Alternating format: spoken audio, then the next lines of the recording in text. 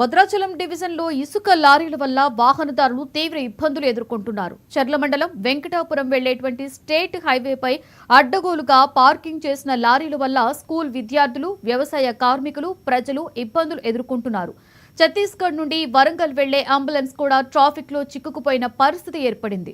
ఇసుక మాఫియాపై జిల్లా యంత్రాంగం నిర్లక్ష్యంగా వ్యవహరిస్తున్నాయని స్థానికులు ఆగ్రహం వ్యక్తం చేశారు.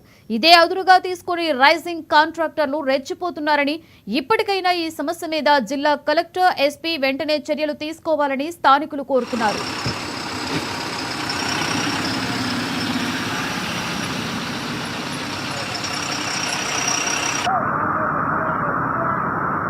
వేల లారీలు రోడ్ల మీద నిలిచిపోయి ఇవాళ రైతులకు కానీ, విద్యార్థులు స్కూళ్ళకు పోవటానికి కానీ, అట్లాగే అంబులెన్సు పోవటానికి కూడా దారి లేకుండా ఈ రోడ్లన్నీ చాలా దుర్మార్గంగా తయారయ్యాయి.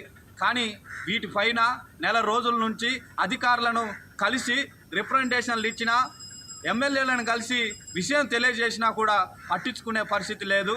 ఇంతకు ముందు కూడా ఇట్లాగే దీనిపైన ఉద్యమాలు చేశాం, అనేక పోరాటాలు చేశాం, కానీ అయినా కూడా ఇంత మట్టుకి స్పందించట్లేదు. దీనిపైన జిల్లా అధికార యంత్రాంగం స్పందించాలి, అట్లాగే డివిజన్లో ఉన్న అధికార యంత్రాంగం కూడా స్పందించాలి. ఈ సెర్లలో ఉన్న స్థానికంగా యంత్రాంగం మాత్రం ఇక్కడ పనిచేయడం లేదు. దీన్ని బట్టి చూస్తే ఇక్కడ అధికారులకు ఏ మాత్రం ముడుపులు చేయలే అనేది మాత్రం అర్థమవుతా ఉన్నది. మొన్న 2 రోజుల క్రితం అంబులెన్స్లో ఒక గర్భవతి 2 గంటల సేపు ట్రాఫిక్లో ఇరుక్కపోయి నొప్పులతో బిడ్డ అడ్డం తిరిగి ఆమె ప్రాణాపాయ స్థితిలో ఉంటే ఆమెను కొంతమంది స్థానికంగా తీసుకెళ్లి చర్ల హాస్పిటల్లో, ప్రభుత్వ ఆసుపత్రిలో